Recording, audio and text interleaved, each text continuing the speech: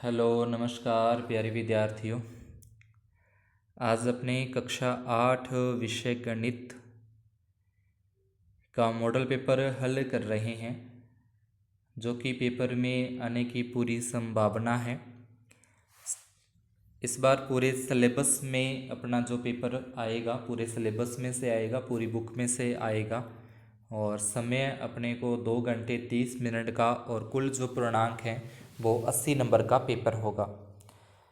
पहले अपने स्टार्ट करते हैं वस्तुनिष्ठ प्रश्न से। 1 से 6 प्रश्न है वो वस्तुनिष्ठ टाइप के होंगे। पहला प्रश्न अपने को दे रखा है प्रमेय संख्या के बारे में। तो सबसे पहले अपने को पता होना चाहिए कि प्रमेय संख्या कौन सी होती है, तो जिसको अपने P/Q के रूप में लिखा जा सकता है। जैसे अपने बिन्नी के अंदर रखे होते हैं, पहली प्रश्नावली अंदर आपने देखी होगी, तो उसके अंदर से प्रमेय संख्या से P/Q के रूप में लिखा जा सकता है, वो प्रमेय संख्या होती हैं। तो प्रमेय संख्या समवर्त हैं। योगफल का नियम भी इसमें लग जाता है, व्यवकलन का भी लगता है और गुणन का भी लगता है। तो इसका जो 6 नंबर ऑप्शन है वो सही होगा। दूसरा प्रश्न पूछा है 8 की घात 3 की घन संख्या होगी, यानी कि 8 का घन अपने से पूछ रहे हैं। तो घन अगर लिखा आता है तो जिस संख्या का भी अगर अपने घन निकालना है तो उसको 3 बार गुणा करनी होती है आपस में। यानी कि 8 को 3 बार गुणा करेंगे तो ये अपने पास 512 आ जाएगा। अगर यहीं पे लिखा था वर्ग करना है तो वर्ग का मतलब होता है उसको 2 बार गुणा करना। उसी संख्या को 2 बार गुणा करेंगे तो वो उसका क्या होता है, वर्ग होता है। तो यहाँ पे अपने को इसका घन पूछ रहे हैं, तो 8 का जो घन है वो हो जाएगा 512। फिर तीसरा जो प्रश्न है, तीसरे पॉइंट के अंदर अपने से पूछा कि 1000 रुपये पर 8% साधारण ब्याज अपने को बताना है कि साधारण ब्याज इसका कितना होगा। तो साधारण ब्याज निकालने का सूत्र है मूलधन गुणा दर और गुणा समय, और बटे में इसके आता है 100। तो मूलधन अपने को दे रखा है प्रश्न में 1000, गुणा दर का मान अपने को दे रखा है 8, और गुणा समय है 2, और बटे में आ जाएगा 100। ये 2 जीरो में से ये 2 जीरो में कट जाएंगी। 8 को 2 से गुणा करें 16, इन दोनों का गुणा करेंगे 16, और 16 को 10 से गुणा कर दें तो 160 रुपये। तो इसका क्या आ जाएगा, साधारण ब्याज। इस तरीके से अपने निकाल सकते हैं। और अगर यहीं पे अपने को साधारण ब्याज के साथ साथ मिश्रधन भी पूछता तो मिश्रधन का सूत्र होता है ब्याज प्लस मूलधन। अगर मिश्रधन पूछता है तो ब्याज निकालना है पहले और उसमें प्लस कर देंगे मूलधन को। तो फिर ये अपना 1000 तो इसका मूलधन था और 160 रुपये ब्याज है, तो इन दोनों को जोड़ते तो 1160 रुपये हो जाता। चौथे प्रश्न में बोला है कि 5 घंटे में 360 किलोमीटर, तो 720 किलोमीटर जाने के लिए, यानी कि पहले 360 जा रही है, अब उसमें 720 किलोमीटर जाना है, यानी कि डबल दूरी जानी है, दुगनी दूरी जानी है। तो समय भी उसको दुगना लगेगा, यानी कि 10 घंटे का समय लग जाएगा। पांचवें प्रश्न पूछा है कि द्विपदी व्यंजक, तो द्विपदी जिसमें 2 पद होते हैं वो द्विपदी, जिसमें 1 पद होता है वो एक पदी, जिसमें 3 पद होते हैं वो त्रिपदी, और जिसमें 3 से ज़्यादा हो जाए उसको अपने बहुपदी कहते हैं। तो यहाँ पे द्विपदी पूछा तो द्विपदी इसके अंदर 6 नंबर हो जाएगा। दय के अंदर 3 पद, 3 पदी हो जाएगा। बै के अंदर भी 3 पद है तो वो 3 पदी हो जाएगा। और अगर घाती की बात करी जाए तो अगर 2 घात है अधिकतम, अगर उसके ऊपर 2 घात है तो उसको द्विघाती कहते हैं। अगर उसमें अधिकतम 3 घात है उसको त्रिघाती कहते हैं, वो घात के अंदर आ जाता है। इसके बाद छठा प्रश्न है 4 भुजाओं से घिरी आकृति, तो 4 भुजाओं से घिरी आकृति को चतुर्भुज कहते हैं, बै नंबर ऑप्शन होगा। और 3 भुजाओं से घिरी आकृति को त्रिभुज कहते हैं, जो कि 6 नंबर में दे रखा है। सातवां प्रश्न है वह सबसे छोटी संख्या जिससे 100 से गुणा करने पर पूर्ण घन प्राप्त हो जाए। तो घन निकालने के लिए, घनमूल निकालने के लिए पहले अपने 100 के अभाज्य गुणनखंड करते हैं। पहले ये 2 से करेंगे 50 पे जाएगा, फिर 2 से 25 पे जाएगा, फिर 2 से 2 से नहीं जाएगा, फिर ये 5 से जाएगा 5 पे, और फिर 5 से जाएगा 1 पे। तो ये 100 के अभाज्य गुणनखंड अपने पास आ जाएंगे 2 गुणा 2 और गुणा में 5 और फिर गुणा में 5। तो यहाँ पे अपने देखें कि 2 2 संख्याओं के जोड़े ही बन रहे हैं। लेकिन घन के अंदर 3-3 संख्याओं के जोड़े बनने चाहिए, तो ये 2-2 संख्याओं के जोड़े बन रहे हैं। 3-3 संख्याओं के जोड़े बनाने के लिए एक तो 2 और आना चाहिए था और एक 5 और आना चाहिए था। तो अपने को इसको पूर्ण घन बनाने के लिए यानी कि लिख देंगे 100 को पूर्ण घन बनाने के लिए 100 को पूर्ण घन बनाने के लिए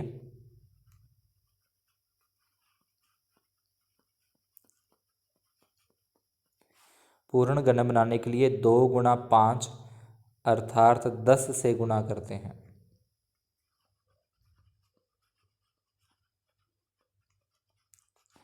10 से गुणा करते हैं तो ये आ जाएगा इसका। 8वें प्रश्न में इसका गुणनफल बोला है अपने को, तो x गुणा वाई, पहले तो ये आ गया। फिर दूसरा दे रखा है y गुणा जेड और तीसरे में दे रखा है z गुणा x। तो जब x को x से गुणा करेंगे x स्क्वेयर, y को y से गुणा करेंगे y स्क्वेयर और z को z से करेंगे तो z स्क्वेयर। यानी कि x एक बार यहाँ पे आ रहा है, एक बार यहाँ पे 2 घात हो जाएगी, y की भी 2 घात हो जाएगी और z की भी 2 घात हो जाएगी। फिर अगला 9वां प्रश्न, एक समबहुभुज की कितनी भुजाएं होंगी यदि एक बाह्य कोण की माप अपने को दे रखी है 24 डिग्री। तो पहले अपने इसमें लिखेंगे कि एक बाह्य कोण की माप, यहाँ पे जो अपने को दे रखा है पहले वो लिखना होता है। एक बाह्य कोण की माप, एक बाह्य कोण की माप ये अपने को दे रखी है 24 डिग्री। तो अपने को बताना है भुजाओं की संख्या,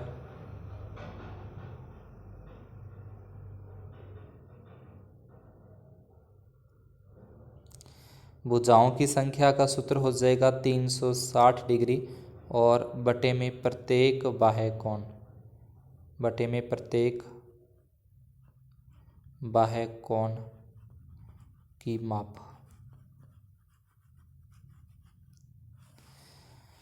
360 डिग्री और बटे में प्रत्येक बाह्य कोण की माप। 360 डिग्री का 360 डिग्री लिखा और प्रत्येक बाह्य कोण की माप अपने को दे रखी है 24 डिग्री।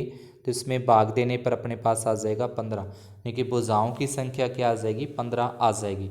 और यहीं पे अगर अपने को इसी प्रश्न में अगर भुजाओं की संख्या दे दे प्रश्न में और प्रत्येक बाह्य कोण पूछे तो फिर सूत्र में थोड़ा सा चेंज करना है कि जहाँ पे ये भुजाओं की संख्या लिखा है वहाँ पे तो लिखा जाएगा प्रत्येक बाह्य कोण, यहाँ पे तो लिखेंगे फिर प्रत्येक बाह्य कोण, और जहाँ पे ये भुजाओं प्रत्येक बाह्य कोण की माप लिखी है यहाँ पे लिखा जाएगा भुजाओं की संख्या। तो अगर अपने को भुजाओं की संख्या दे रखी है तो तो उसमें 360 में जितनी भुजाओं की संख्या दे रखी है उसका भाग देके प्रत्येक बाह्य कोण की माप आ जाएगी।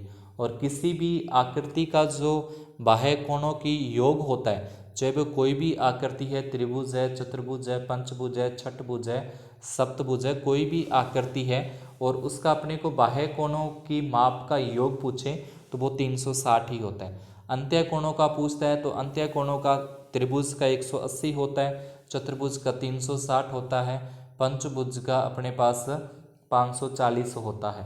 तो ये अंत्य कोणों को तो अलग अलग होता है प्रत्येक आकृति का, लेकिन बाह्य कोणों की माप का योग सभी आकृतियों का 360 ही होता है। उसके बाद 10वें प्रश्न के अंदर अपने को आकृति का परिमाप निकालना है। तो ये आकृति एक आयताकार है, तो इसमें सबसे पहले तो अपने को लिखना है कि आयत की लंबाई बराबर 14 सेंटीमीटर। उसके बाद लिखेंगे इसकी चौड़ाई बराबर हो जाएगी 7 सेंटीमीटर। फिर लिखना है आयत का परिमाप। उसके बाद इसमें परिमाप क्या होता है, आयत के परिमाप का सूत्र क्या होता है, तो यह आ जाएगा 2 गुणा लंबाई प्लस चौड़ाई। तो यहाँ पे अपने 2 का 2 लिखा, गुणा लंबाई की जगह पे 14 प्लस चौड़ाई की जगह पे 7, फिर 2 का 2 ही आ जाएगा। 14 और 7 जोड़ने पर 21 होते हैं, 21 को 2 से गुणा करेंगे तो 42 सेंटीमीटर है वो इस आकृति का परिमाप आ जाएगा। 11वें प्रश्न के अंदर आकृति में एक नीली गेंद प्राप्त करने की प्रायिकता अपने को बतानी है। तो सबसे पहले अपने लिखेंगे कि नीली गेंद कितनी है, नीली गेंदें। तो नीली गेंद अपनी ब्लू मतलब 1, 2 और 3 ब्लू गेंद है। उसके बाद कुल गेंदें हो जाएंगी 7 हैं कुल गेंदें। प्रायिकता बतानी है अपने को, नीली गेंद आने की प्रायिकता, आगे लिख देंगे नीली गेंद आने की प्रायिकता बराबर अनुकूल परिणाम और बटे में कुल परिणाम। अनुकूल परिणाम और बटे में कुल, अनुकूल 3 गेंदें हैं नीली और कुल हैं 7, तो 3/7 इसकी प्रायिकता आ जाएगी। फिर आगे है 12वां प्रश्न। इसके अंदर अपने को सत्य असत्य बताने हैं। सत्य और असत्य के अंदर पहली संख्या 826 2 से विभाज्य का मतलब उसमें 2 का भाग जाएगा। तो जिसमें भी कोई भी संख्या हो, अगर उसका इकाई का अंक जो है, इकाई के अंक में 0 2 4 6 8 आते हैं, 0 2 4 6 8 इकाई के अंक की जगह पे आते हैं, तो वो 2 से विभाज्य होती है, तो ये सत्य हो जाएगा। फिर पूछा है कि संख्या 927 9 से विभाज्य नहीं है। ये अपने कह रहा है कि 9 से विभाज्य नहीं है, मतलब इसमें 9 का भाग नहीं जाएगा। तो अगर अपने चेक करें तो इन अंकों को जोड़ लें, 9 + 2 और +7, इनको अगर जोड़ें तो ये होते हैं 18। अब 18 9 के पाड़े में आते हैं, इसमें 9 का भाग जाता है, तो मतलब इसके अंदर भी 9 का भाग जाएगा, ये 9 से विभाज्य होगी, ये सही नहीं है, असत्य है। उसके बाद अगला तीसरा है, दी गई संख्या में इकाई का अंक 0 या 5 हो तो वह संख्या 5 से विभाजित होती हैं। तो अगर वो कह रहा है कोई भी संख्या लिखी हो, कोई भी जो भी अपने लिखना चाहें, कितनी बड़ी भी लिखना चाहें, अगर उसके लास्ट में यहाँ पे इकाई का अंक अगर ये 5 या 0 है तो उसमें 5 का भाग पूरा पूरा जाएगा, यानी कि 5 से विभाजित होती है, ये सत्य है। फिर संख्या 21/5 का एक गुणज 9 का एक गुणज है, मतलब इसमें 9 के पाड़े वाली संख्या बनती है, या यूँ कह लें कि ये 9 से विभाज्य होती है। तो यहाँ y एक अंक वाली कोई संख्या हो सकती है, y की जगह पे 1 2 3 4 5 6 7 8 9 तक कोई भी संख्या हो सकती है, यदि y का मान 2 है। अब ये कह रहा है कि y का मान 2 लेने पर क्या ये 9 से विभाजित होगी कि नहीं, तो अपने देखें y की जगह पे मैं रख रहा हूँ 2, क्योंकि प्रश्न में y की जगह पे क्या बोला है, 2 बोला है कि y का मान 2 है। तो अब जैसे ऊपर मैंने बताया था कि इनको जोड़ के देख लें सभी अंकों को, 2 + 1 + 2 + 5, तो अगर इनको जोड़ें तो ये अपने पास होते हैं 3 2 5 और 5 10 होते हैं। अब 10 9 के पाड़े में नहीं आते, यानी कि 9 का गुणज नहीं है 10, 9 की पाड़े में 10 नहीं आते, तो ये क्या हो जाएगा, असत्य हो जाएगा। अगर इसकी जगह पे 1 होता, इसकी जगह पे अपने अगर 1 रखते यहाँ पे, तो ये 9 बनता फिर जोड़ने पर, और 9 का गुणज है तो फिर ये सत्य हो जाता, अगर इसमें y की जगह पे 1 बोलते तो। 13वें प्रश्न में अपने को आकृति को देखकर उसका नाम लिखना है कि क्या आकृति और इसका नाम क्या है। तो पहला इसमें हो जाएगा अपना जो वर्गाकार आकृति है, जिसकी चारों भुजाएं समान होती है। दूसरी जो आकृति है वो शंकु के आकार की है, इस तरीके जो अपने आइसक्रीम खिलाते हैं तो वो शंकु होता है। और तीसरा है वो बेलन के आकार की है, जो घरों में अपने रसोई घर में बेलन डब्बे देखे होंगे, तो वो जो चीनी वाले और चाय वाले जो अपने डब्बे लगाते हैं वो क्या होते हैं, बेलनाकार होते हैं। ठीक है। उसके बाद चौथे पॉइंट में कोई ऐसा कमरा जिसकी सारी दीवारें एक जैसी हों, समान लंबाई चौड़ाई की हों सारी, तो उसको अपने कहते हैं घन कहते हैं। और अगर अलग अलग आमने सामने की लंबाई चौड़ाई एक जैसी हो तो उसको अपने घनाभ कहते हैं। तो ये आकृतियों के नाम आ जाएंगे। उसके बाद 14वें प्रश्न के अंदर अपने पाई चार्ट को देखकर यहाँ पे कुछ प्रश्नों के उत्तर देने हैं। तो सबसे पहले तो अपने को यहाँ पे दे रखा है कि 500 वाहन चालक, यानी कि ये जो पूरा का पूरा सर्वे किया गया है, टोटल 500 व्यक्तियों पे किया गया है। अब इसमें सबसे पहला पूछा है सबसे अधिक दुर्घटनाएं किस गलती से हुई, तो सबसे अधिक दुर्घटनाएं हैं वो वाहन चालक की गलती से हुई, 30%। कितनी हुई, अब इसकी संख्या बतानी है, तो संख्या बताने के लिए अपने को लिख देंगे 500 का 30%। 500 का 30% मतलब 500 गुणा 30 और बटे में 100, ये 2 0 में से ये 2 0 में कट जाएंगी, और 30 को अगर अपने 5 से गुना करें तो ये हो जाएगा 150। तो ये संख्या में कितनी हुई है 150। तो पहले पॉइंट का उत्तर हो जाएगा सबसे अधिक दुर्घटनाएं वाहन चालक की गलती से हुई है और 150 हुई है। अब इस तरीके से पूरा का पूरा निकाल के दिखाना है इसके आंसर में। और उसके बाद दूसरा प्रश्न पूछा है, अचानक ब्रेक लगाने और सड़क की खराब स्थिति के कारण कुल कितनी दुर्घटनाएं हुई हैं वो अपने को बतानी है। तो सबसे पहले अचानक ब्रेक लगाने से, तो अचानक ब्रेक लगाने से तो हुई है 12। तो पहले लिखेंगे अचानक ब्रेक लगाने से बराबर 12%। फिर लिखेंगे सड़क की खराब स्थिति के कारण, सड़क की खराब स्थिति के कारण बराबर का निशान लगा के लिख देंगे 15%। उसके बाद लिख देंगे कुल, तो कुल इसमें हो जाएंगी अपने पास 12 प्लस 15, तो ये हो जाएंगी 27%। कुल कितनी होगी इसकी 27%। उसके बाद अपने को 500 का 27% निकाल देना है। 500 का 27%, तो 500 का 500 आ जाएगा गुणा में 27 और बटे में 100, ये 2 जीरो में से 2 जीरो में कट जाएंगी और 27 को अगर 5 से गुणा करें तो ये अपना आ जाएगा 135। तो इस तरीके से अपने को आंसर निकालना है। फिर 15वें प्रश्न में समांतर चतुर्भुज रिंग दिया गया है चित्र के अंदर अपने को, और परिभाषाओं और गुणधर्म के आधार पर रिक्त स्थानों की पूर्ति करनी है। तो समांतर चतुर्भुज के गुणधर्म क्या होते हैं? समांतर चतुर्भुज जिसकी चारों भुजाएं समांतर होती हैं, आमने सामने की भुजाएं समांतर होती हैं, उसको समांतर चतुर्भुज कहते हैं। चारों नहीं, आमने सामने की भुजाएं समांतर होती हैं, उसको समांतर चतुर्भुज कहते हैं। और इसके गुणधर्म होते हैं कि आमने सामने की जो सम्मुख भुजाएं होती हैं, आमने सामने वाली वो समान होती हैं, बराबर होती हैं, और जो सम्मुख कोण है, आमने सामने कोण है, वो भी बराबर होते हैं, और जो इसके विकर्ण है वो परस्पर समद्विभाजित होते हैं। तो यहाँ से देखें, पहले इसने बोला कि जो आर जी है वो किसके बराबर है। आर जी अपने को ये भुजा दे रखी है आर जी, ये वाली, तो आर जी इस आई एन के बराबर होगी, तो यहाँ पे अपना आ जाएगा आई एन। दूसरा पूछा है कोण के बारे में कि जी आर आई, तो ये जी आर आई ये वाला कोण है, तो ये वाला कोण इस कोण के बराबर होगा सामने वाले किसके, मतलब आई एन जी। तो यहाँ पे लिखना अपने कोण आई एन और जी। फिर तीसरा पूछा है ओ एन, तो ओ एन क्या एक विकर्ण है, तो ये ओ आर के बराबर होगा, तो यहाँ पे अपना आ जाएगा ओ आर। फिर दोनों कोणों का योग पूछा है कोण आर और कोण आई, तो यहाँ पे अपने को कोण आर दे रखा है, यहाँ पे कोण आई दे रखा है, तो ये आसन कोण हो जाएंगे और इनका योग 180 डिग्री होता है। ठीक है, इसके बाद फिर नेक्स्ट है अपना समकोण त्रिभुज, जिसमें अपने को ए बी सी में बी दे रखा है 90 डिग्री का। एक समकोण त्रिभुज बनाना है पहले अपने को।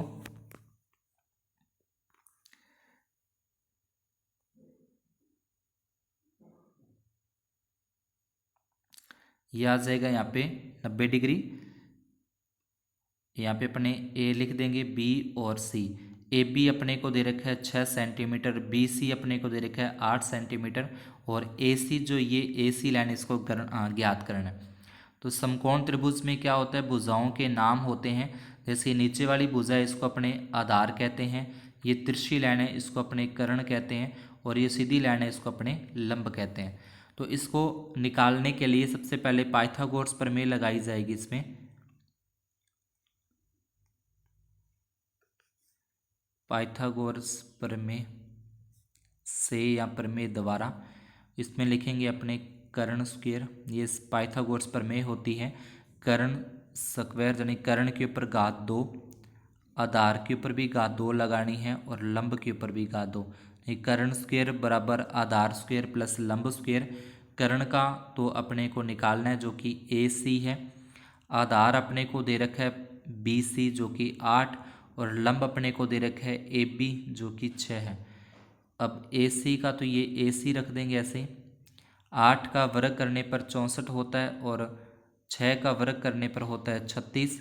दोनों को अगर प्लस किया जाए तो ये हो जाएगा 100। ठीक है, और ए सी के ऊपर से अगर अपने 2 घात हटाते हैं, ए सी के ऊपर से अगर अपने स्क्वायर हटाते हैं, वर्ग हटाते हैं, तो सामने वाली संख्या भी वर्गमूल का निशान आ जाएगा, और 100 का वर्गमूल है वो 10 होता है, यानी कि जो कर्ण है AC है वो कितना हो जाएगा 10 सेंटीमीटर हो जाएगा। इसी प्रकार से इसका बी नंबर है, बी नंबर के अंदर भी सेम ही डायग्राम अपने को बनाना है। समकोण त्रिभुज यहाँ पे बी आ जाएगा और ए और सी।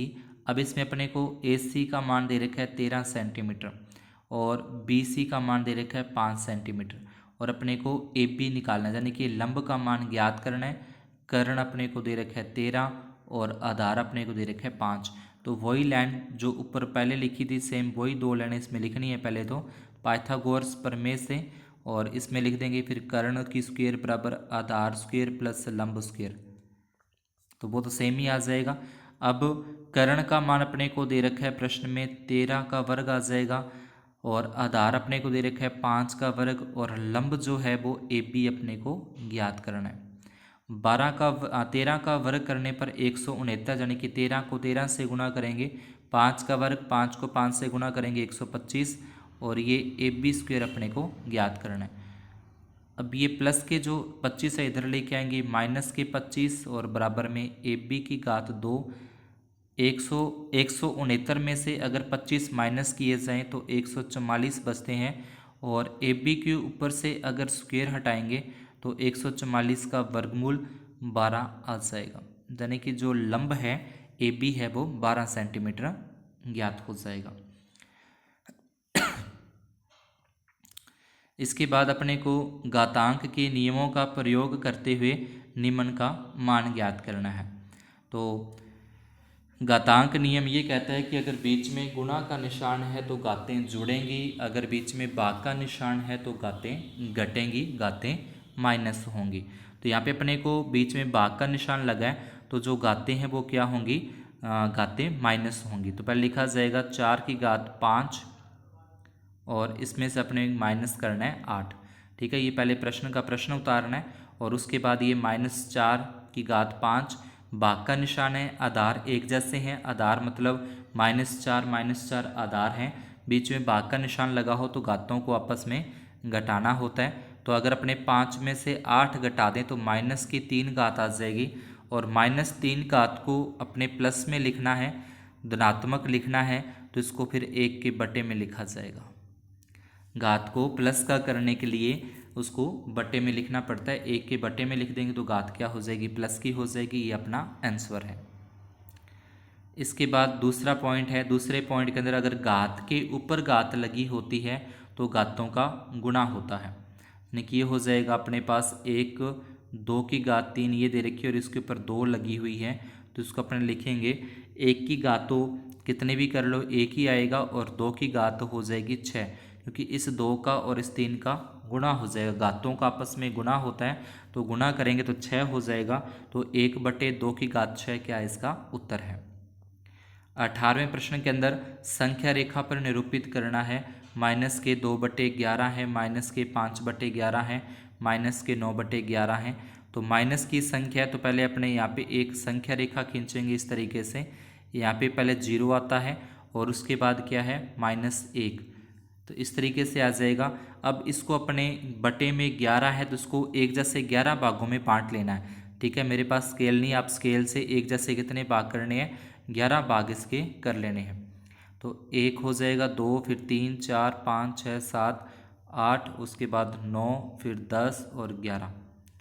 तो ये 11 भाग। अब इसमें पहला पूछा है -2/11, तो ये तो पहला तो होगा माइनस का 1/11, फिर ये अपना हो जाएगा -2/11, फिर 3/11, 4/11, ये हो जाएगा अपना 5/11, फिर 6/7/8 और ये हो जाएगा 9/11, फिर 10/11 और ये अपने को लाइन यहाँ तक ही खींचनी है, आगे नहीं, तो यहाँ तक आ जाएगी।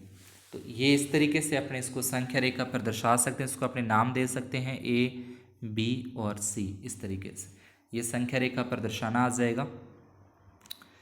इसके बाद 19वां प्रश्न है, एक प्रयोगशाला में किसी निश्चित प्रयोग में बैक्टीरिया की संख्या 2.5% प्रति घंटे की दर से बढ़ रही है।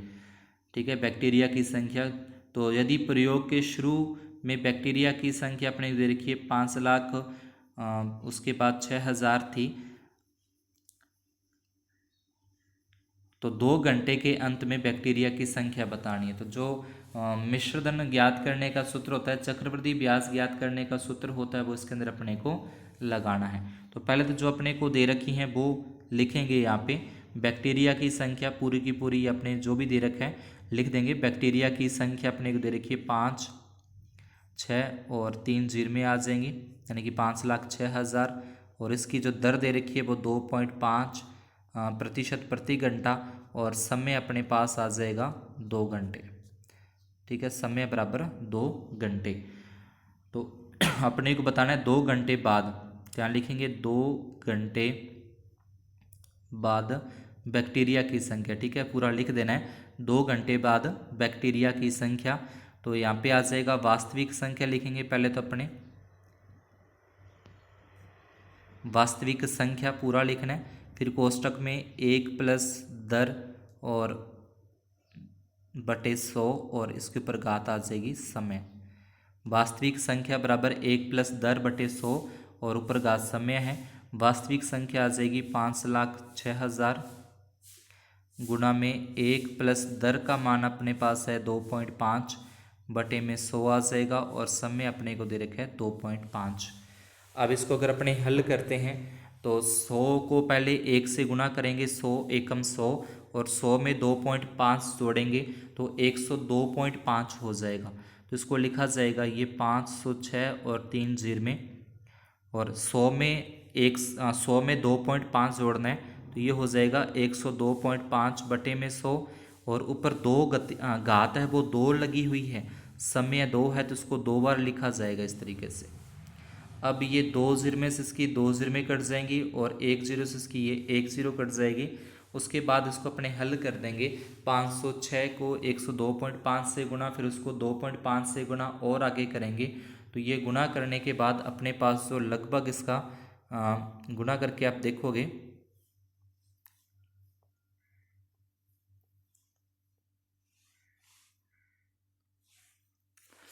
तो ये अपने पास आ जाएगा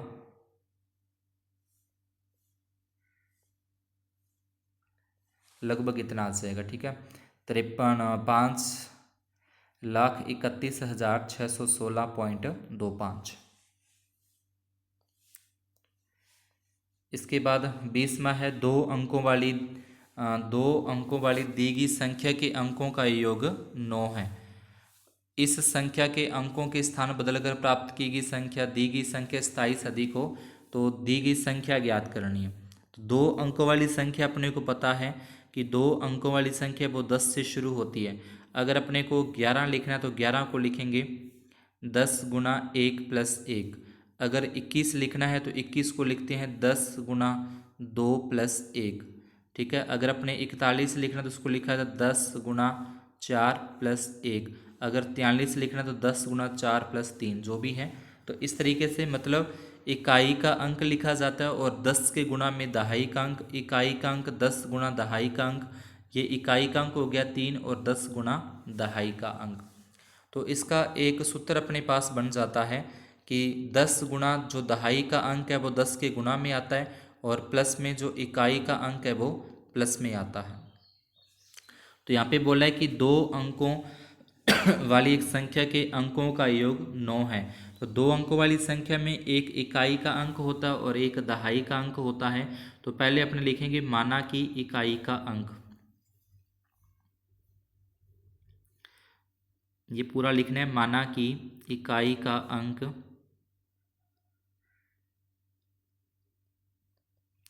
बराबर x, फिर लिख देंगे दहाई का अंक, दहाई का अंक हो जाएगा 9 माइनस एक्स। फिर लिखा जाएगा 2 अंकों वाली संख्या, 2 अंकों से बनी संख्या, 2 अंकों की संख्या या 2 अंकों से बनी संख्या या 2 अंकों वाली संख्या, जो भी लिखना चाहें। तो इसमें लिखा जाता है 10 गुणा में दहाई का अंक और प्लस में इकाई का अंक। तो दहाई का अंक तो 9 माइनस एक्स है, और प्लस में इकाई का अंक x है। इसको अगर अपने गुणा करें तो 10 का पहले 9 के साथ गुणा होगा 90, फिर 10 का x के साथ गुणा होगा 10x, और प्लस में x आ जाएगा। ये 90 का 90, और 10x में से 1x घटा दें तो अपने पास बचेगा माइनस के 9x। तो एक तो ये अपने पास आ जाएगी 2 अंकों वाली संख्या। अब ये कह रहा है कि अंकों को पलटने पर जो संख्या बनेगी, इसने बोला है कि अंकों के स्थान बदलने पर, बदलने का मतलब जो इकाई का अंक है वो तो दहाई का कर देना है, और जो दहाई का अंक है उसको इकाई का अंक कर देना है, और वहाँ से अपने को संख्या बनानी है।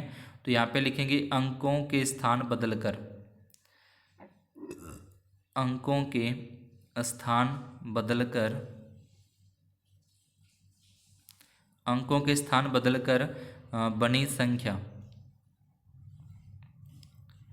तो अंकों के स्थान बदलकर बनी जो संख्या है वो अपने पास आ जाएगी 10 गुना x, क्योंकि इकाई का अंक अब चेंज हो गया और दहाई का अंक भी। तो 10 गुना दहाई का होता है, जो इकाई वाला है वो दहाई में लिखना है और जो दहाई वाला है वो इकाई में लिखना है। तो 10x और दूसरा हो जाएगा 9 माइनस एक्स। अब 10x में से ये 1x घटा देंगे तो अपने पास आ जाएगा 9x आ जाएगा। 9x और माइनस 9x और प्लस में 9 आ जाएगा। ये अपनी दूसरी संख्या, ये तो बनेगी, पहली जो संख्या बनती थी 90 माइनस 9x, और ये अपनी दूसरी बन रही है 9x प्लस 9। ठीक है, अंकों को बदलकर। अंक बदलने कैसे हैं, जो यहाँ पे था यानी कि ये तो यहाँ पे करना है और ये यहाँ पे करना है, इस तरीके से अंकों को आपस में बदलना है। तो ये आ जाएगा अपने पास 9x प्लस 9। अब ये क्या है, जो दी गई संख्या है, यानी कि ये जो संख्या है इससे 27 अधिक है, तो इसमें 27 प्लस करके दोनों को बराबर में रखना है।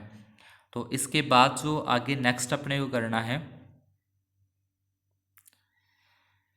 वो हो जाएगा प्रश्नानुसार लिख देना, या दी गई संख्या से 27 अधिक है वो लिख देना। तो उसमें लिखा जाएगा अपने 90 माइनस 9x, ये बनी थी 27 अधिक है तो 27 इसमें अधिक कर दिए, और बराबर में जो अभी संख्या अपने बनाई 9x प्लस 9। अब 90 के अंदर ये जो प्लस के 27 हैं वो जुड़ जाएंगे, 90 में 27 जोड़ें तो 117 माइनस 9x और बराबर में 9x प्लस 9। इसके बाद अपने को पक्षांतरण कर देना है, तो प्लस के 9x इधर लेके जाएंगे तो ये माइनस के 9x हो जाएंगे अपने, यानी कि पहले से एक तो माइनस के 9x हैं और ये प्लस के भी इधर आके माइनस के, फिर इधर बराबर में 9 और माइनस 117, माइनस के तो हो जाएंगे 18x, और 117 में से 9 घटा देंगे तो ये अपने पास आ जाएगा 108। अब x का मान निकालना है तो माइनस के बचेंगे, माइनस 108 और इसके बटे में माइनस के 18। अब 18 का जब इसमें भाग दिया जाएगा, 108 में 18 का भाग देंगे 6 तक जाएगा, माइनस माइनस प्लस हो जाएगा, यानी कि जो इकाई का अंक अपने पास आया है वो इकाई का अंक x का मान तो आ गया 6, और जो दहाई का अंक है वो 9 माइनस 6 करेंगे तो वो हो जाएगा 3।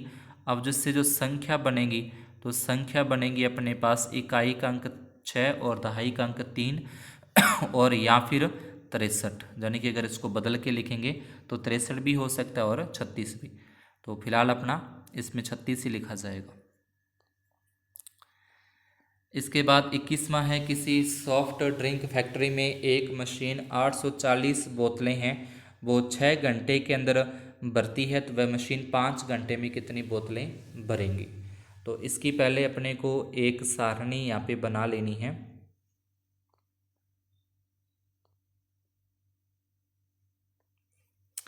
तो सारणी के अंदर पहले अपने बोतलें लिखना चाहें तो बोतलें लिख सकते हैं, घंटे लिखना चाहें तो घंटे लिख सकते हैं। तो पहले अपने लिख लेते हैं बोतलें, बोतलों की संख्या या बोतलें, और इसके नीचे यहाँ पे लिख देंगे समय घंटे में, समय और कोष्टक में लिख देना घंटे में। तो पहले तो ये 840 बोतलें 6 घंटे में, और फिर अपने से कह रहा है कि 5 घंटे में कितनी भरेंगी वो अपने को बतानी है। एक और उसको अपने x मान लेते हैं। अब 6 घंटे में 840 बोतलें भर रही हैं, तो 5 घंटे में तो समय के अंदर कमी कर दी तो बोतलों की संख्या के अंदर भी क्या हो जाएगी, कमी हो जाएगी। 6 घंटे में 840 बोतलें भर रही हैं तो 5 घंटे में उससे कम बोतलें भरेंगी, तो मतलब दोनों तरफ ही क्या हो रही है, कमी हो रही है। समय के अंदर भी कमी हो रही है और बोतलों की संख्या के अंदर भी कमी हो रही है, तो इसको अपने बोलते हैं प्रत्यक्ष अनुपात। तो इसके नीचे लिख देंगे यह है प्रत्यक्ष अनुपात है, यह है प्रत्यक्ष अनुपात है। और प्रत्यक्ष अनुपात में सीधे लिखना है 840/6 बराबर x/5, यानी कि इन दोनों को भिन्न में लिखना है और इन दोनों को भी। तो 840 गुणा 6 बराबर x/5। यहाँ से अगर अपने इसको तिरछा गुणा करें, ठीक है, यानी कि 840 का तो अपने 5 के साथ गुणा हो जाएगा और बराबर में x गुणा 6 हो जाएगा। तिरछा गुणा कर दिया, वज्र गुणा कर दिया, तो ये जो गुणा में 6 है वो इसके बटे में चले जाएंगे।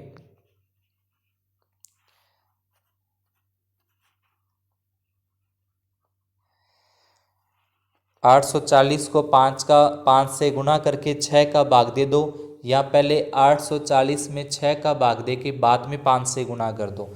तो जैसे भी इसको करना है तो इसका उत्तर आ जाएगा अपने पास 700, मतलब 5 घंटे में नीचे लिख देंगे, अतः 5 घंटे में 700 बोतलें भरी जाएंगी। इसके बाद 22वां प्रश्न है, जिसके अंदर अपने को बहुभुज दे रखा है। ABCDE को विभिन्न भागों में बांटा गया है, जैसा कि आकृति में दर्शाया गया है। यदि अपने को दे रखा है इस तरीके से कि AD जो है, AD मतलब ये पूरी भुजा अपने को दे रखी है, पूरी की पूरी जो AD है वो 8 सेंटीमीटर की है। और उसके बाद कुछ इसमें बीच में AH जो है, A से लेके H तक, इस तरीके से समझें अपने इसको। ये पूरी की पूरी भुजा अपने को दे रखी है A से D तक, ये पूरी अपने हैं 8 सेंटीमीटर की। उसके बाद एक बीच में यहाँ पे H है, तो ये A से लेके H तक वो कह रहा है कि 6 सेंटीमीटर की है। तो A से H 6 होगी, मतलब ये ऊपर वाली कितनी हो जाएगी, 2 सेंटीमीटर की। उसके बाद ये कह रहा है कि A से G, अब नीचे एक G पॉइंट और है, तो A से G अपने को दे रहा है 4 सेंटीमीटर का। तो ये A से H तक ये इतनी थी, वो 6 थी, तो A से G तक है वो अपने पास आ चुकी हैं 4, तो मतलब ये भी कितने की हो जाएगी, 2 सेंटीमीटर की। उसके बाद फिर अपने को दे रहा है ये A से F दे रहा है कि A से F 3 सेंटीमीटर की है, तो A से F 3, यहाँ पे G हो जाएगा, यहाँ पे F, तो ये हो जाएगा 1 सेंटीमीटर का, और नीचे जो बचता है वो अपना आ जाएगा 2 सेंटीमीटर का। अब यहाँ से कुछ इसको मिलाया गया कि G जो है, G को इस तरीके से करके और ऐसे यहाँ पे मिला दिया E के साथ, और उसके बाद फिर इसको मिला दिया D के साथ। तो इधर तो बन गए 2 त्रिभुज। त्रिभुज का क्षेत्रफल का सूत्र लगा के हल करना है, और इस तरफ अपने पास है इसका एक H के साथ मिला दिया इसको D को, और उसके बाद फिर F से एक ऐसे मिला दिया इसको। इस तरीके से ये अपने एक फील्ड बुक तैयार होती है। इसमें सारा कुछ अपने को दे रखा है, और करना क्या है, इसके अंदर अपने को क्षेत्रफल निकालने हैं। तो क्षेत्रफल निकालना है, तो ये भी एक त्रिभुज है, ये भी एक त्रिभुज है, ये भी एक त्रिभुज है, ये एक त्रिभुज है, लेकिन त्रिभुज के क्षेत्रफल का सूत्र होता है 1/2 गुणा आधार गुणा ऊंचाई हो जाएगा, 1/2 गुणा आधार गुणा ऊंचाई। और एक बीच में अपने को दे रखा है समलम दे रखा है, तो समलम का होता है 1/2 समांतर भुजाओं का योग और गुणा उनके बीच की दूरी। तो इस तरीके से ये अपने को निकालना है। पहले सभी त्रिभुजों का क्षेत्रफल निकालते हैं, उसके बाद फिर उनका समलम का। तो पहले अपने निकाल लेते हैं। यहाँ पे जो उत्तर में लिखेंगे उसमें लिख देंगे पहले त्रिभुज AEG का क्षेत्रफल, त्रिभुज AEG का क्षेत्रफल का सूत्र लगा देंगे 1/2 गुणा आधार गुणा ऊंचाई। तो 1/2 गुणा आधार, अपने त्रिभुज जो लिया है उसी त्रिभुज में देखना है AGE के अंदर, तो ये AG और ये है अपना AGE। तो इसका जो आधार है वो GE होगा, और GE का मान अपने को दे रखा है 2.5, यानी कि आधार का मान अपने पास आ जाएगा 2.5। और ऊंचाई जो है, ऊंचाई A से लेके G तक ऊंचाई है, तो ये तो था अपना 2 सेंटीमीटर का, यहाँ से 2 सेंटीमीटर और ये 1 सेंटीमीटर, ये तो ऊंचाई इसकी हो जाएगी 3 सेंटीमीटर की। अब पहले 2.5 को 3 के साथ गुणा करें, तो ये 25 थी, ये 75 यानी कि 7.5, इसमें 2 का भाग अगर अपने देते हैं तो ये आ जाएगा 3 दूनी 6, 7 दूनी 14 और 5 दूनी 10, तो इसका तो आ जाएगा 3.75। इसी प्रकार से फिर दूसरा जो त्रिभुज है उसका क्षेत्रफल अपने को निकालना है, दूसरे त्रिभुज का, यानी कि ई और जी डी का क्षेत्रफल निकालना है। आधार गुणा ऊंचाई, तो इसका आधार वही ई जी तो 2.5 ही रहेगा, और इसकी जो ऊंचाई है वो जी से लेकर डी तक कितनी बनती है उस तरीके से इसको निकाल देना है। सभी के उत्तर निकालने के बाद इनको प्लस करना है। 23वां प्रश्न है, निम्नलिखित व्यंजकों के गुणनखंड करने हैं किन्हीं दो के। तो अगर अपने पहले को देखें, इसमें पहले के अंदर अपने को दे रखा है 7x माइनस 42, तो दोनों के अंदर कॉमन क्या आ रहा है, दोनों में 7 का भाग दोनों में जा रहा है, 7 कॉमन निकाल देंगे तो x माइनस 6 बचेगा, यानी कि इसकी जगह तो x बचेगा, 42 में अगर 7 का भाग देंगे वो 6 आ जाएगा। ऐसे दे रखा है 6p माइनस 12q, तो दोनों में 6 का भाग जा रहा है, तो 6 का भाग देंगे p बचेगा, 12 में 6 का भाग देंगे 2 और साथ में q आ जाएगा। इसी प्रकार से तीसरा है 7a स्क्वायर प्लस 14a, तो इसके अंदर 7 का भाग भी जा रहा है और इसमें a भी दोनों में आ रहा है, तो 7a कॉमन निकालेंगे तो a प्लस 2 बचेगा, तो ये इसका क्या आ जाएंगे, गुणनखंड हो जाएंगे। फिर अगला है चतुर्भुज की रचना करनी है, ये अपने प्रकार फुटा डी वगैरह लेके, तो उससे जितने जितने सेंटीमीटर की जो लाइनें लिखने के लिए खींचने के लिए बोलेगा उसका अपने क्या करना है, गुणनखंड जो इसकी रचना है वो अपने को कर देनी है।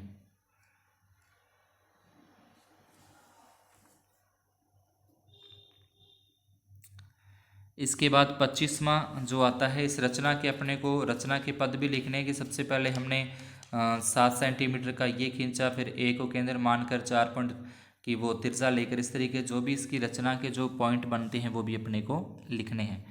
25वें प्रश्न के अंदर दी गई तालिका के अनुसार जमा धन और साधारण ब्याज के मध्य रेखिक आलेख अपने को खींचना है इसका।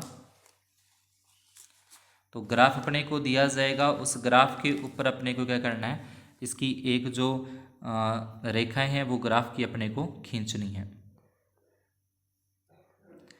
तो इस तरीके से एक इस तरफ लाइन आ जाएगी अपनी और एक इस तरफ लाइन आ जाएगी ग्राफ के ऊपर, और एक साइड में तो इसका अपने जो ब्याज है वो लिख लेंगे और एक साइड में मूलधन, तो यहाँ पे अपने मूलधन लिख देंगे, नीचे 1000, यहाँ पे 2000, 3000, 4000, 5000, 6000, फिर 7000, 8000, ऐसे करते करते, और इधर हो जाएगा 10, यहाँ 20 का अंतर करके लिख दो, 20, 40, 60, 80, और ठीक है 100 और 120, इस तरीके से। फिर 2000 पे 20 का ब्याज है तो यहाँ पे आ जाएगा, फिर 4000 पे 40 का ब्याज है, फिर 60 का ब्याज है, फिर 80 का ब्याज। इस तरीके से एक सीधी लाइन के अंदर अपने को ये बिंदु प्राप्त हो जाएंगे।